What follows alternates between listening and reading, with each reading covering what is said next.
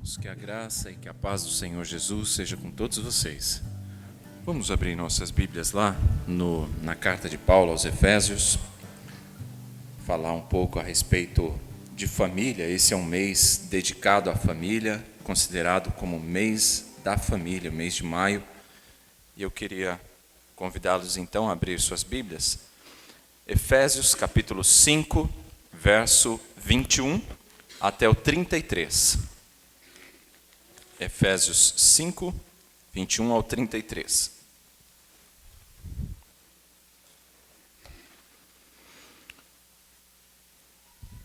Eu convido todos aqueles que dispõem da versão NVI, a gente vai fazer a leitura do texto de maneira alternada. Eu vou ler o verso 21, os versos ímpares, e os irmãos, a igreja toda, leia os versos pares. Nós vamos ler do verso 21 até o verso 33. Sujeitem-se uns aos outros por temor a Cristo.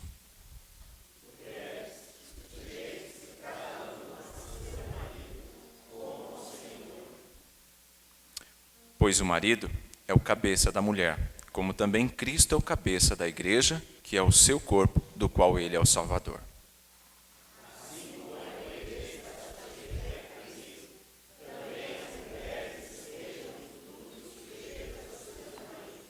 Maridos, ame cada um a sua mulher, assim como Cristo amou a igreja e entregou-se por ela.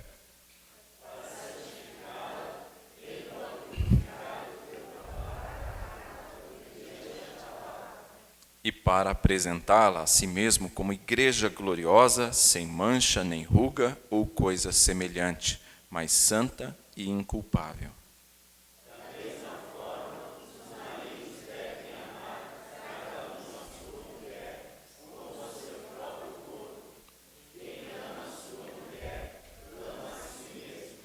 Além do mais, ninguém jamais odiou seu próprio corpo, antes o alimenta e dele cuida, como também Cristo faz com a igreja.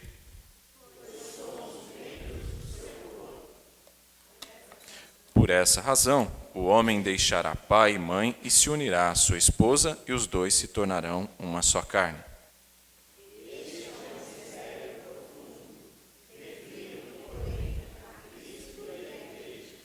Portanto, cada um de vocês também ame a sua mulher como a si mesmo, e a mulher trate o marido com todo o respeito.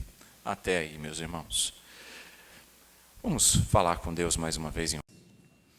Meus irmãos, todo cristão, todos, sem qualquer diferença, todos, após a conversão, precisam crescer, precisam se desenvolver. E eu me refiro a um desenvolvimento espiritual, como um homem, como uma mulher de Deus. Todos nós precisamos amadurecer, crescer. E para que isso aconteça, é essencial que haja o que a Bíblia chama de enchimento do Espírito Santo.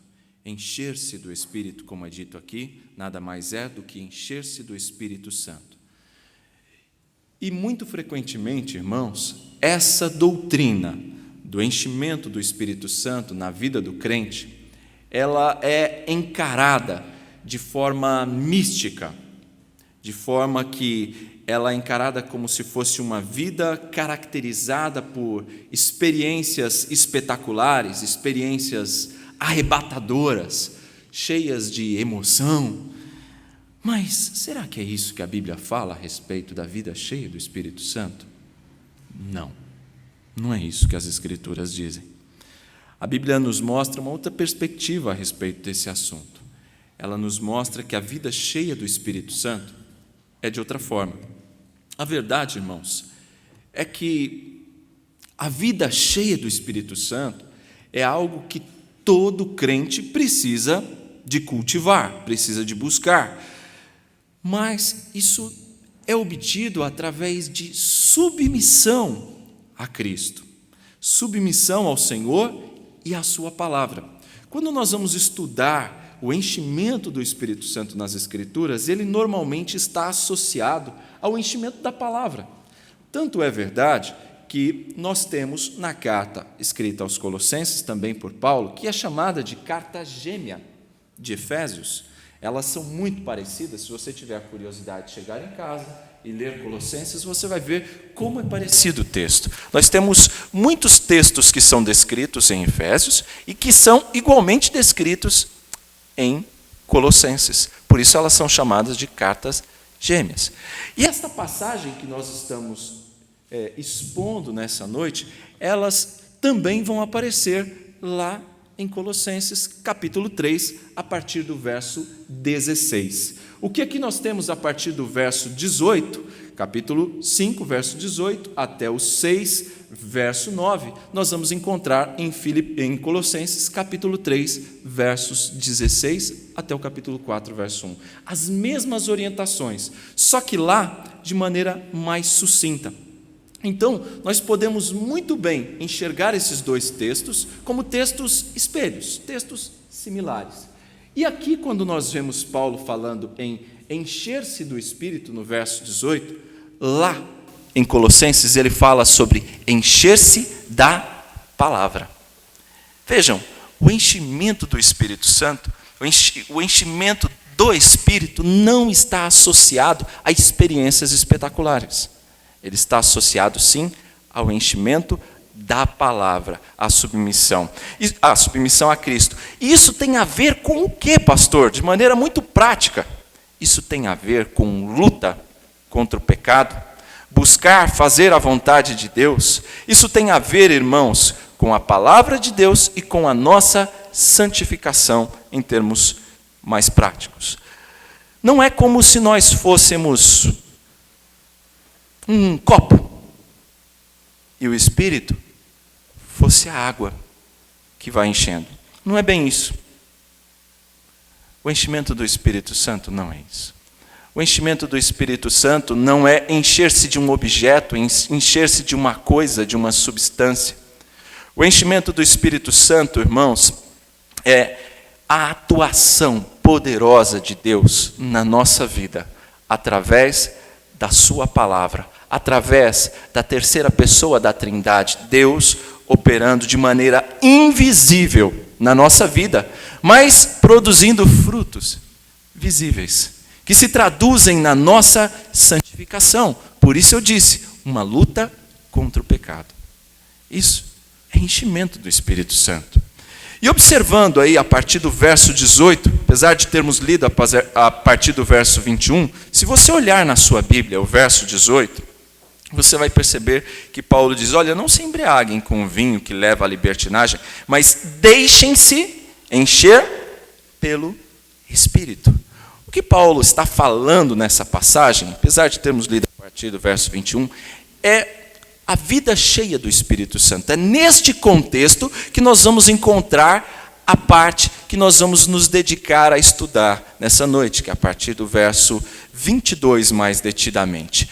Por que eu estou fazendo questão de dizer isso aos irmãos? Para que os irmãos entendam em que contexto é que Paulo está falando do relacionamento familiar. Ele está falando do relacionamento familiar num contexto de enchimento do Espírito Santo. Enquanto ele está falando desse assunto, ele está dizendo para nós, sabe como vocês vão se encher do Espírito Santo? Assim, desse jeito. E aí então ele passa a discorrer a partir dos versos 19 em seguinte, como se dá essa vida cheia do Espírito Santo. Em outros aspectos, Paulo está dizendo que a vida cheia do Espírito Santo se dá nos relacionamentos.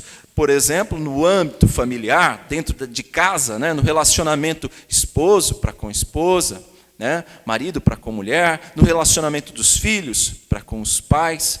E aumentando um pouco esse âmbito de relacionamentos, ele vai falar que esse enchimento do Espírito se dá no relacionamento dos seus empregadores com os empregados, né, ali escravos e servos, que é dito lá no capítulo 6. É nesse contexto que Paulo trata sobre o enchimento do Espírito Santo. E eu quero dizer uma coisa, irmãos, e peço que vocês guardem bem isso. A vida cheia do Espírito Santo, ela precisa começar a se manifestar nas relações familiares, pela prática da palavra. Sabe por quê? Porque de nada adianta nos mostrarmos cheios do Espírito na igreja, se em nosso lar ou na nossa vida social, no convívio social, o nosso testemunho é prejudicado pelo nosso estilo de vida, pela maneira como a gente se comporta. Se a maneira como a gente não se comporta reflete o caráter de santidade que Deus requer de nós, irmãos, aquilo que é exigido por Deus, nós não estamos demonstrando uma vida espiritual madura, cheia do Espírito. Talvez você esteja se perguntando, mas, pastor, como é que eu posso saber se eu estou cheio do Espírito Santo conforme a Bíblia diz? Como é que eu posso avaliar a minha maturidade espiritual, pastor? Pois bem, será que essa avaliação, ela vai se dar por quantas vezes eu já li a Bíblia inteira? Será que eu posso dizer que eu sou espiritualmente maduro por quantos versículos eu tenho de cor? Por ter decorado um monte de versículos. Lá na escola dominical o professor começa o versículo, eu termino. Será que eu posso avaliar a minha maturidade cristã pela quantidade de músicas que eu sei decor? Canto todas, sem olhar nem no retroprojetor. Será que é por aí? Será que eu posso avaliar a minha maturidade espiritual pela quantidade de programações da igreja que eu participo? Olha, não falto em um culto. Será que é por aí? Será que é assim que a gente avalia se de fato nós estamos nos enchendo do Espírito? Será isso, irmãos? Não. Tudo isso tem o seu valor, tem sim a sua importância, todas essas coisas são importantes, sim, mas se nós queremos fazer uma boa avaliação da nossa vida, se é que você está disposto a fazer essa avaliação, comece avaliando a sua adoração, a sua prática devocional a Deus. Você tem se voltado à devoção, à adoração ao Senhor? Como é que estão as suas lutas contra o pecado? Tem vencido as suas lutas pessoais contra os seus pecados pessoais? Que é o que a gente chama de santificação? Como é que está? Tem vencido essas lutas? Comece avaliando por aí. Comece avaliando como é que está o seu relacionamento familiar. O seu relacionamento social. Como é que está o seu relacionamento no trabalho, na igreja? Como é que você tem convivido com os seus irmãos? Você tem convivido de maneira humilde? De maneira bondosa e submissa? E eu quero falar que a respeito de submissão, a respeito de humildade, Jesus nos deu um excelente exemplo disso. Nós lemos aqui nessa noite, Evangelho segundo João, capítulo 13, ali o que Jesus fez mesmo, irmãos? Jesus pediu para os discípulos lavarem o pé dele. Ele se pôs a lavar os pés dos seus discípulos, dando o exemplo do que é servir, dando o exemplo que no relacionamento a gente precisa de humildade, a gente precisa de submissão, bondade, a gente precisa de tudo isso no viver diário. Sabe por quê? Porque a verdadeira espiritualidade, ela se revela na vida diária, no corre-corre do dia a dia, no quanto nós amamos a Deus de verdade, no quanto nós amamos os nossos irmãos de verdade, no dia a dia. É ali que se dá a verdadeira espiritualidade, o verdadeiro enchimento do Espírito. Se a nossa fé não se comprovar de maneira clara nos nossos relacionamentos com as pessoas, desde as mais próximas até as mais distantes, se ela não se comprovar no nosso relacionamento, irmãos, as pessoas que nos observam terão todo o direito de questionar a validade da nossa declaração de fé. As pessoas nos veem e a nossa postura fala mais alto do que as nossas palavras. Lembre-se bem disso. Nos versos 22 a 23, observe aí nas 22 em diante, Paulo vai falar agora sobre a necessidade de cultivar essa vida cheia do Espírito a partir do relacionamento entre marido e esposa. E aqui no verso 22 ele fala mais detidamente às mulheres sobre sujeição ao marido como ao Senhor, porque o marido é o cabeça da mulher, diz Paulo. Paulo mostra aqui, irmãos, ele faz uma comparação da vida conjugal com o relacionamento entre Cristo e a sua igreja.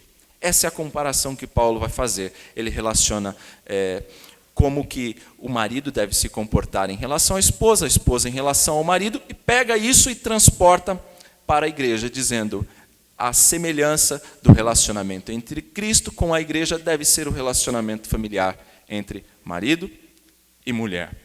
O ambiente familiar é o local onde de forma prática se dá o enchimento do Espírito Santo. E aí agora eu falo a você que é casado. Você, meu irmão, minha irmã, que é casado. Eu digo para você o seguinte: você precisa de cultivar uma vida cheia do Espírito por meio do seu relacionamento conjugal. Ou seja, esposas e maridos precisam desempenhar o papel que Deus quer que vocês desempenhem dentro da família. Nós vamos falar agora sobre esses papéis, da mulher e do marido. Mas eu digo também nessa noite aos solteiros, àqueles que ainda não se casaram. Então, a você que ainda não se casou, preste muita atenção também a respeito de tudo que nós estamos falando nessa noite. Por que eu digo isso? Porque você também precisa de conhecer o que Deus requer da família, o que Deus requer de um homem e o que Deus requer de uma mulher. E você precisa de conhecer isso para você saber avaliar qual deve ser o seu papel antes de assumir um relacionamento. Você precisa de conhecer qual é a sua responsabilidade como homem, como ser um homem de verdade, e a sua responsabilidade como mulher dentro de um relacionamento. E uma vez entendendo quais são as consequências, os prós e os contras, como você deve se desenvolver dentro de um relacionamento, uma vez entendendo, você esteja pronto a ingressar num relacionamento. E se você examinar tudo aquilo que você ouviu da palavra e entender: puxa, não estou pronto para desenvolver esse papel, então a minha orientação para você que não se casou ainda é que não se case. Quer que eu repita?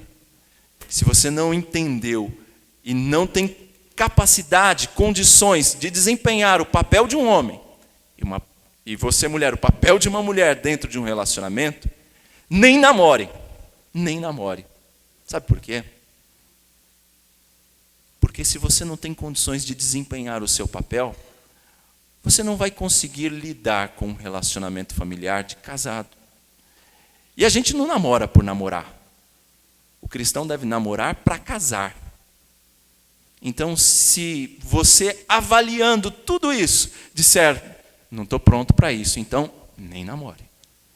É o que a palavra nos ensina. Então vamos falar um pouquinho mais agora a respeito das mulheres. E talvez você esteja pensando aí: mas pastor, o senhor está duro com essas palavras. Mas a Bíblia normalmente é assim. A Bíblia nos fala a respeito de seguir a Jesus, que a gente tem que avaliar o custo, não é? Quem quer seguir, avalie, negue-se a si mesmo e me siga, esse é o custo. Da mesma forma, no relacionamento familiar, é idêntico. Você quer um relacionamento familiar, matrimônio, avalie o custo. E então, ingresse nele. Vamos falar às mulheres. Verso 22, nós lemos, fala sobre submissão. As mulheres devem ser submissas ao seu marido. De que modo? Primeiro, a submissão é ao marido, não é qualquer homem, é ao seu próprio marido. É exclusiva. E de que forma? Assim como a igreja. Ela deve ser submissa ao seu marido, como a igreja é submissa a Cristo. Essa é a comparação. E ao passo dos maridos, ela diz que devem amar suas esposas como Cristo amou a igreja. A gente vai falar mais daqui a pouquinho sobre os maridos. Agora, Irmãos, por que é tão importante a gente falar sobre isso? Talvez você esteja pensando, mas pastor, eu já ouvi umas 10 mensagens a respeito desse texto. Estou na igreja desde pequenininho, sabe como é? Tem 40 anos. Pois bem, e por que é tão importante a gente ouvir isso? Porque a gente precisa estar pronto a responder o que é uma família e qual é a importância da família diante dos planos de Deus. Os nossos dias, irmãos, são marcados, o momento que nós estamos vivendo é marcado pela crise na família.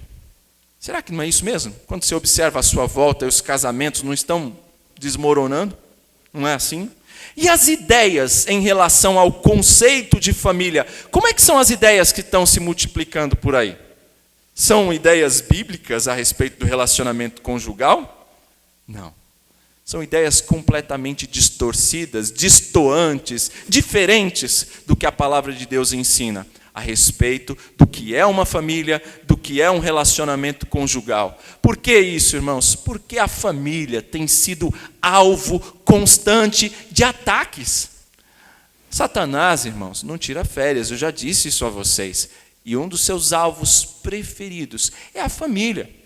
Por quê? Porque atacando a família, ele está atacando todos os outros alvos. A família é a base da igreja. A família é a base da sociedade. A família é a base do todo. E à medida que a família desmorona, todo o resto desmorona junto. Por isso, a família está sob ataque. Por isso é tão importante falarmos sobre esse assunto.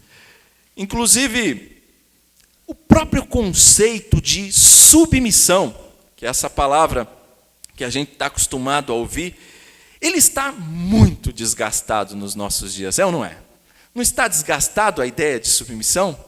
E isso também é mais uma artimanha do inimigo de nossas almas, desgastar conceitos, palavras tão importantes como essa, que é a palavra submissão. E, diante disso, é importante a gente esclarecer o que significa submissão.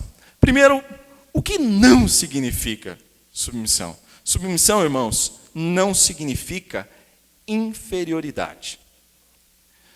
A esposa ser submissa ao marido não quer dizer que ela é inferior ao seu marido, de maneira alguma. Mulher e homem foram criados iguais diante de Deus, foram criados da mesma substância, da mesma matéria, foram ambos criados à imagem de Deus. Não é só o homem que é a imagem de Deus, a mulher também, do mesmo jeito. Ambos são herdeiros das mesmas promessas, ambos são igualmente amados por Deus. Então, tire da sua cabeça a ideia de inferioridade, se você tinha essa compreensão. Submissão não quer dizer inferioridade. Submissão, irmãos, ela também não deve ser incondicional e ilimitada. Deixa eu explicar isso melhor. Isso quer dizer que quando o seu marido, mulher, pedir algo a você que contraria a vontade de Deus, a palavra de Deus, você não deve ser submissa a ele.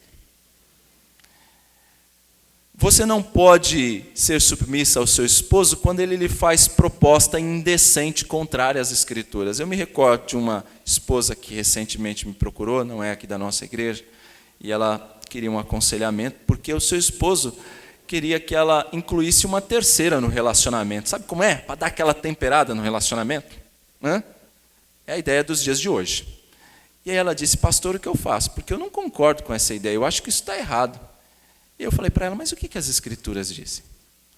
Está errado. O relacionamento deve ser só o marido e a mulher, não pode ter a presença de terceiros aí nesse relacionamento. Diga não ao seu marido, bata o pé firme e não. Mostre a ele que você não concorda com essa prática. Isso é contrário ao que Deus prescreve para o relacionamento e você não quer viver uma vida dessa maneira. E ela então voltou-se para o marido então deixou de perturbá-la com essa ideia. Essa ideia maluca, por sinal. Ele não é cristão e ela é cristã. E aí, olha só a proposta. Será que nesse ponto ela deveria ser submissa ao marido? De maneira alguma. Por quê? porque aquilo que o marido pede a ela é contrário ao que Deus requer para a família. Portanto, neste caso, ela não deve submissão a ele. Então veja bem, irmãos, é isso que eu estou querendo dizer com a submissão. Ela não é ilimitada e também incondicional. Mas também agora você não pode pegar para o outro lado, né? Eu vou ser submissa ao meu marido desde que ele me dê aquele sapato de couro marrom que eu tanto amei da loja X. Aí também não dá, né? Não é bem por aí, né, irmãs? Vocês me entendem muito bem o que eu falo sobre submissão aqui. Submissão deve ser por um motivo, por causa de Cristo. A submissão não é pelo marido em si. Meu marido é tão bonzinho, ele é tão legal, tão bacana, ele me ajuda tanto em casa, que por isso eu sou submissa. Não. A submissão não é porque o marido é bonzinho, não é porque ele é legal. A submissão é por causa de Cristo, por amor a Cristo, por obediência a Cristo. É por isso que a esposa deve ser submissa ao seu marido. Porque quem deu essa responsabilidade à esposa foi Cristo. E a esposa só vai encontrar satisfação quando praticar isso no seu lar. Quando obedecer a Cristo, desempenhando o seu papel dentro do seu lar. E vale lembrar, irmãos, que a submissão é ao próprio marido, não é a um tirano, não é a um ditador, mas ao marido que a ama, como Cristo ama a sua igreja. Não é um qualquer. Eu costumo dizer que as sábias orientações da palavra de Deus sempre devem prevalecer, e todos aqueles que dão ouvidos à palavra de Deus experimentam verdadeira bênção e felicidade dentro da sua família. O mandamento do Senhor para o relacionamento correto entre marido e mulher, ele sinaliza, ele aponta na direção do princípio de autoridade que deve ser observado dentro de casa, dentro do lar. E essa autoridade, esse princípio de autoridade, preste bem atenção, ele não pode ser confundido com tirania. Tá? Ou seja, não é porque Deus te colocou como cabeça que você vai ser um tirano dentro de casa. O marido, ele deve cuidar da esposa do mesmo modo que Cristo cuida da sua igreja. E a esposa deve honrar o marido, se submetendo a ele da mesma maneira que a igreja se submete a Cristo. Ou seja, a sujeição da esposa, ela deve ser feita como sendo ao Senhor. É uma sujeição ao Senhor. Quando você se submete ao seu esposo, mulher, saiba que você deve fazê-lo como sendo ao Senhor, como parte da sua devoção, parte da sua adoração ao Senhor. E não dissociado disso. Mas isso, lembro bem aos maridos, não dá o direito de praticar autoritarismos, abusos, exigir aquela obediência cega, servil. Você não discute, faz o que eu estou mandando e acabou. Espera aí, meu irmão, pisa um pouco no freio aí. Você deve ser o cabeça e o líder da sua casa, para que a sua casa glorifique a Deus e não seja um caos. Mas lembre-se que sua mulher, ela vai te ajudar nisso. Ela vai ser sua auxiliadora idônea, para que a sua casa de fato honre ao Senhor, glorifique ao Senhor.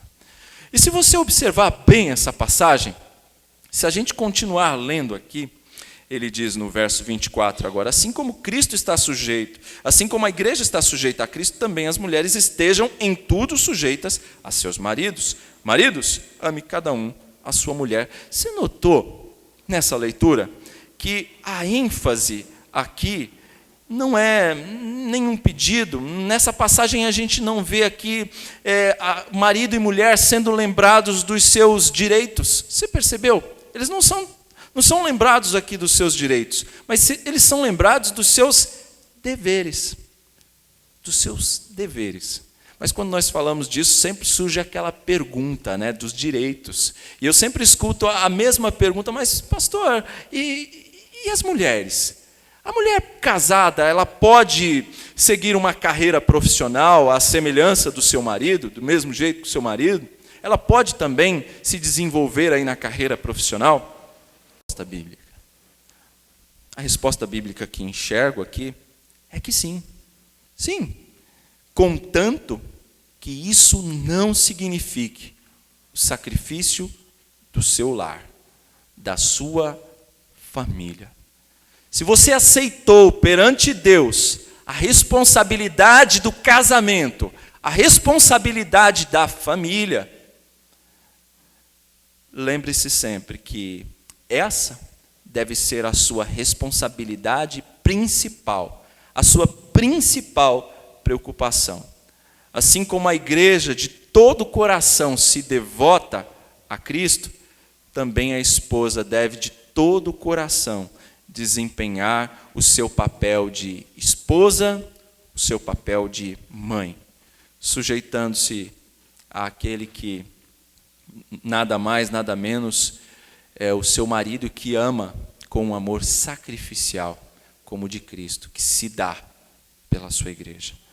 Agora, depois de ter falado já às esposas, Paulo também fala aos maridos, a partir do verso 25, maridos, ame cada um a sua mulher, assim como Cristo amou a igreja e entregou-se por ela, para que, tem um objetivo, para santificá-la, tendo-a purificado pelo lavar da água mediante a palavra, e para apresentá-la a si mesmo como igreja gloriosa, sem mancha, nem ruga, ou coisa semelhante, mas santa e inculpável. Da mesma forma, os maridos devem amar cada um a sua mulher como o seu próprio corpo, porque quem ama sua mulher, ama a si mesmo.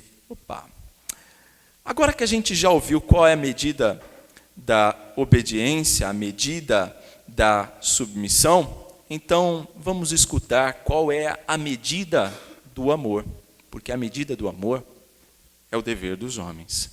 Se você, homem, quer ter uma esposa que te obedeça, que se sujeite a ti como a igreja se sujeita a Cristo, então cuide bem dela.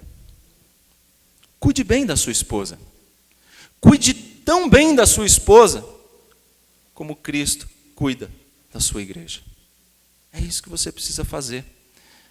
O texto aqui diz: você precisa amar a sua esposa do mesmo jeito que Cristo amou a sua igreja. E aqui é importante esclarecer que na língua original em que a Bíblia foi escrita, no Novo Testamento, que é o grego, nós temos palavras diferentes que podem ser traduzidas como amor, que dão sentidos diferentes a essa expressão amor. No nosso português, amor a gente usa para um montão de coisas, mas no grego não era assim. Eles tinham pelo menos 3 palavras que são traduzidas por nós como amor, mas que têm ênfases diferentes, sentidos diferentes. Por que eu estou fazendo esse esclarecimento? Porque Paulo, quando fala que o marido deve amar a sua esposa, ele está falando de um tipo de amor específico. Não é um amor qualquer que Paulo está falando aqui. O amor indicado por Paulo aqui não é o amor eros, que dá origem inclusive à palavra erótico. Não é esse tipo de amor, não é o amor paixão sexual. Não é esse o amor aqui. O amor descrito por Paulo aqui também não é o amor familiar, de pai para filho, filho para pai, que é o amor filéu. O amor que Paulo coloca aqui é o que nós bem conhecemos como ágape. Esse é conhecido. A palavra que aparece aqui é agapau. Este amor, irmãos, é o amor que não tem ciúmes, é o amor que não é egoísta, é um amor que procura sempre o interesse da pessoa amada. É sobre este amor que Paulo está falando aqui, que o marido deve amar a sua esposa. É um amor perseverante. E quando eu fico pensando em amor perseverante, é porque não deve ser fácil amar assim. Por isso você precisa de se esforçar, de se dedicar, perseverar para praticar. Exige treino, exige dedicação, não é algo que você faz no estalar de dedos. Exige dedicação. É um amor perseverante, que faz de tudo pela pessoa amada. É com esse amor, meu irmão, que você precisa amar a sua esposa. É com esse amor, meu irmão, que não se casou ainda, que você precisa amar a pessoa com quem você quer se casar. É com esse amor e não outro. É um amor que é protetor, é um amor que é romântico, é um amor que é provedor, é um amor que santifica.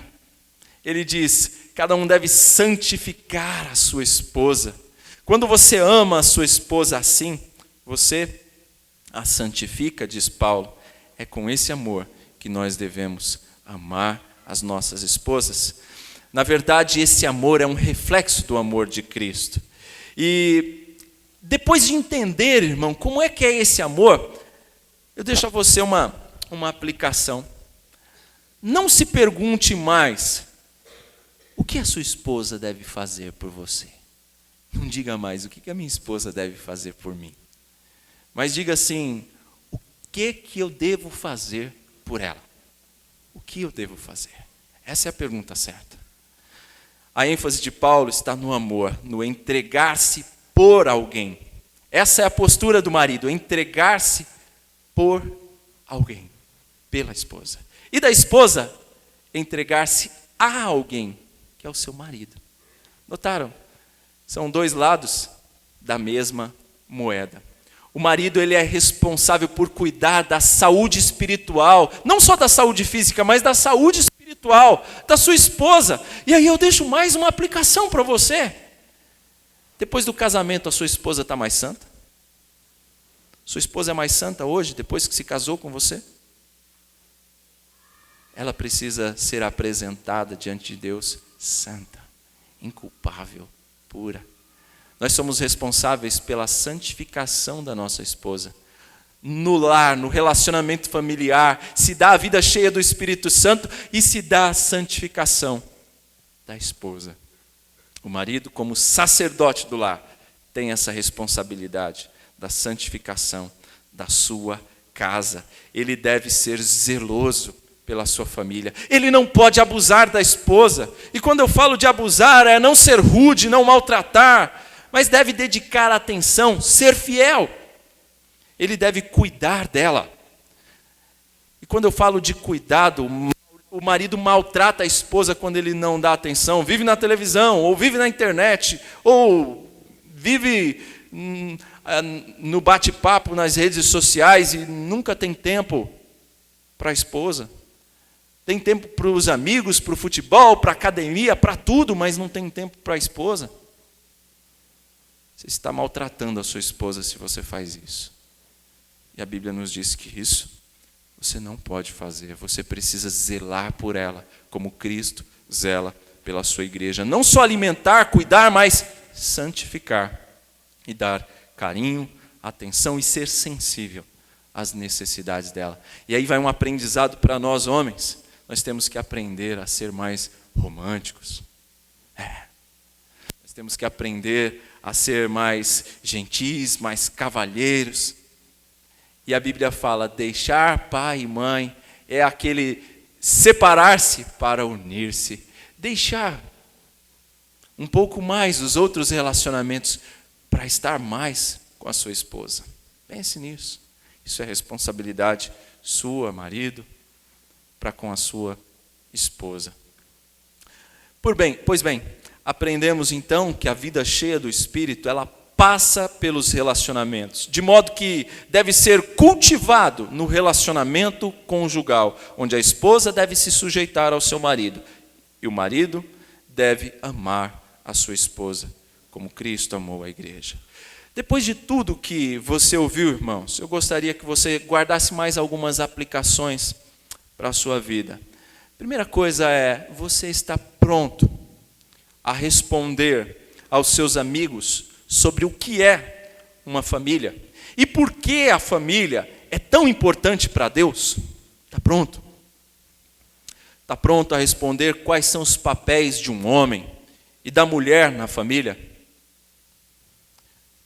E agora, está pronto a ter uma vida cheia do Espírito? É isso que você quer uma vida cheia do Espírito Santo? Você quer crescer espiritualmente? Eu creio que todo crente deseja isso, e todos nós devemos desejar isso. Então, meu irmão, seja humilde. Minha irmã, seja submissa. Seja submissa e humilde diante das autoridades que Deus colocou sobre você. Seja na direção do país, do estado, da cidade, ou seja no seu trabalho, na sua casa ou na igreja. Deus colocou pessoas na posição de autoridade. Honre-os em submissão. Não por causa deles, não por causa destas pessoas em si, mas por causa de Cristo. Faça isso como se estivesse fazendo ao Senhor, como parte do seu culto, da sua devoção ao Senhor. E entenda-me bem, eu não estou dizendo que há diferenças entre crentes. Não há. Todo aquele que crê em Jesus tem a mesma salvação, os mesmos recursos, as mesmas promessas de Deus, porém, em termos de papéis, há diferenças. Deus colocou diferenças. Uns para governadores, outros para líderes, outros com autoridade na igreja, outros com autoridades no lar, no caso, esposo sobre a esposa, e ambos sobre os filhos. Há diferenças de papéis. Uns como empregadores, outros como empregados. Lembre-se sempre disso. Há diferença de papéis. E as autoridades precisam ser honradas. E por que eu estou falando isso? Porque a nossa época tem sido marcada pela crescente e difundida revolta contra a autoridade, no sentido de desacreditar as autoridades. E aí eu pergunto a você, como é que você responde a alguém que Deus colocou como superior, como autoridade sobre a sua vida? De que jeito você tem respondido às autoridades que Deus instituiu na sua vida? E você que exerce autoridade, sua autoridade tem sido sábia e boa ou tem sido prejudicial e abusiva? Como é que você tem atuado na sua família, no seu trabalho, onde Deus te constituiu de alguma maneira autoridade? E eu quero encerrar dizendo o seguinte: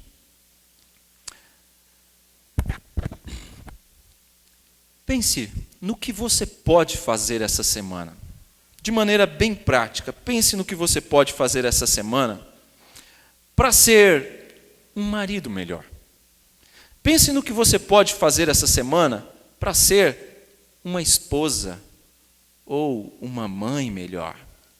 Pense no que você pode fazer essa semana para ser um filho melhor, um empregado melhor. Pense nisso.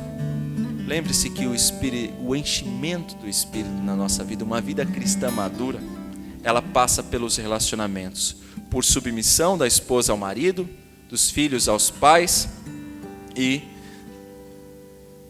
nesta vida de amor e submissão, nós somos amadurecidos e enchidos do Espírito Santo. Que Deus nos ajude a viver assim.